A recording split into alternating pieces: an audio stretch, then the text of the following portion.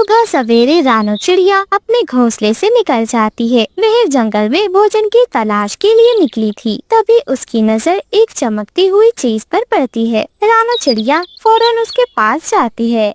हे भगवान, ये क्या चीज है? ये तो सोने का अंडा है। ऐसा अंडा तो मैंने कभी नहीं देखा, ना ही कभी सुना है। मेरी बेटी गुड़िया तो अभी उड़ना ही सीख रही है और कुकू को तो अंडे को पहचानना भी नहीं आता। आखिर ये अंडा किसका है? अंडा यहाँ कहाँ से आया? ना जाने ये अंडा किसकी अमानत है। मैं इस अंडे को ऐसे यहाँ नहीं छोड़ सकती। मुझे जंगल के सभी पक्षियों से पूछना होगा। ना जाने किस माँ का अंडा है, किस हाल में होगी वो माँ।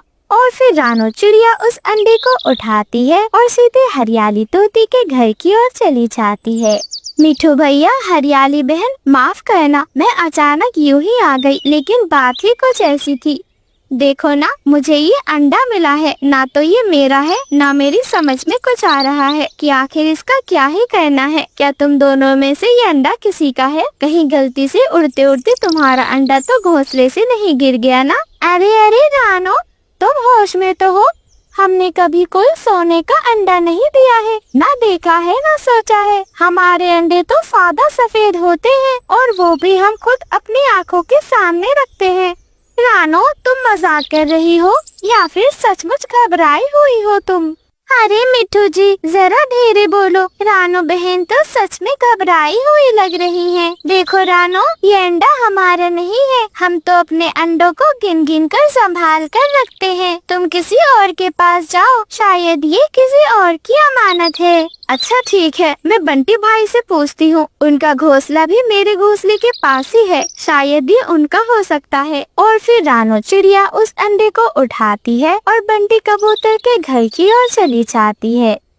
बंटी भैया, मुझे आपके पास एक जरूरी बात के लिए आना पड़ा है। मुझे ये अंडा मिला है। ये कोई साधारण अंडा नहीं है, ये एक सोने का अंडा है। कहीं ये आपका तो नहीं? शायद किसी उड़ती चील या फिर पक्षी का तो नहीं गिर गया? अरे अरे रानू बहन, ये तुम क्या कह रही हो? सोने का अंडा? तुमने मुझे क्या समझ रखा है? क्या मैं राजा कबूतर हूँ? मेरे अंडे तो नीले सफेद होते हैं, वो भी जब भाग्य अच्छा हो। और फिर अगर मेरे पास ऐसा अंडा होता तो क्या मैं इस छोटे से झोपड़ी में बैठा होता? मैं तो किसी महल में बैठा होता।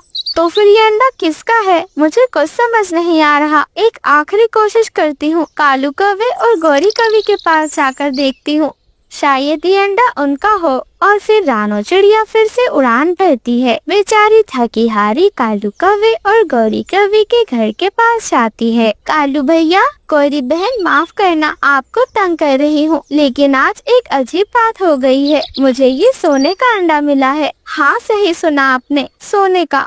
क्या ये आपका है? कहीं ये गलती से? क्या कहा रानो? सोने का अंडा? अरे वो तो हमारा ही है। मैं और गौरी, दरअसल एक राज की बात है, आप किसी को बताना मत। कुछ दिनों पहले हमें एक बहुत दुर्लभ औषधि मिली थी जो हमने खा ली थी। हमें एक संत पक्षी ने दी थी। शायद उसी वजह से हमारे अंडे में चमत्कारी बदलाव हो गया है, लेकिन गलती से अंडा हमारे घोंसले से गिर गया था। हम तो बहुत परेशान थे। हाँ हाँ रानो बहन, तुम्हारा शुक्रिया। तुमने हमारा खोया हुआ अनमोल रत्न हमें लौटा दिया। अब सोचो, तुम्हारे जैसे अच्छे पड़ोसी हो तो जंगल तो जन्नत ही बन जाए। अच्छा ठीक है, अगर ये वाकई तुम्हारा है तो रख लो। मैं तो बस जानना चाहती थी। और फिर रानो चिड़िया वो सोने का अंडा कालू और गौरी को दे देती है। रानो चिड़िया अंडा दे के अपने घोंसले की ओर उड़ जाती है। वाह वाह कालू जी, तुमने तो कमाल कर दिया। ऐसा झूठ बोला कि रानो को तो भनक तक नहीं लगी। हो, अबे और क्या। अरे ये अंडा तो चील का लगता है, लेकिन अब ये हमारा है। मैं इसे शहर ले जाऊंगा, किसी अमीर इंसान को बेचूंगा और फिर राजा कालू बनूंगा। हो। चीलू जी, आपने ध्यान नहीं दिया। मैंने आपसे कहा था अंडे को अकेला मत छोड़ना। अरे लेकिन अंडा उड़ गया या किसी ने चुरा लिया? अब मैं पूरे जंगल का एक एक घोंसला चेक करूंगा। जिसने भी हमारा अंडा छुपाया होगा वो बचेगा नहीं। मेरा विश्वास करो, मैं अंडे को कैसे भी ढूंढ कर लाऊंगा।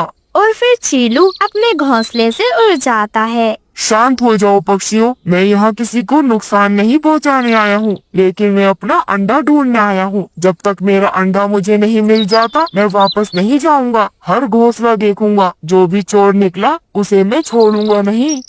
चलो मिट्ठू, अब जल्दी से मुझे अपना घोंसला चेक करने दो।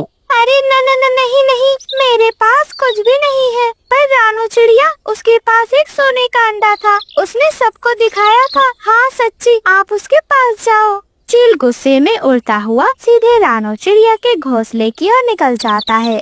रानू, तेरा दिमाग खराब हो गया है क्या? तू हमारा अंडा चुराएगी, हमारे होने वाले बच्चों को नुकसान पहुंचाएगी।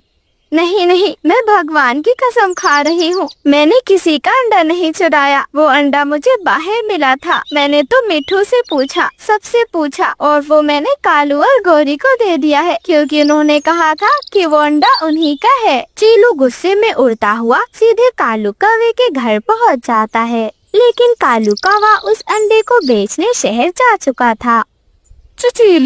चीली जी मुझे माफ कर दो। कालू जी उस अंडे को बेचने शहर चले गए हैं, वो झूठ बोल रहे थे। मुझे माफ कर दो। और फिर चील तेजी से जंगल की ओर उड़ जाता है। वह कालू कौवे को रास्ते में ही रोक लेता है। कालू, तू तो जंगल का सबसे बड़ा धोखेबाज है। मासूमों से झूठ बोलकर अंडा ले लिया। अब तू रहेगा इस पिंजरे में और सब जानवर देखेंगे तेरा असली चेहरा। मेरा अंडा मुझे वापस कर। और फिर कालू कौवा चील को उसका अंडा वापस दे देता है। चीलू अपने अंडे को अपनी पत्नी को सौंप देता है और कालू कौवे को वह एक पिंजरे में बंद कर देता है। जंगल के सभी पक्षी हैरान थे। कालू कौवा अब बहुत पछता रहा।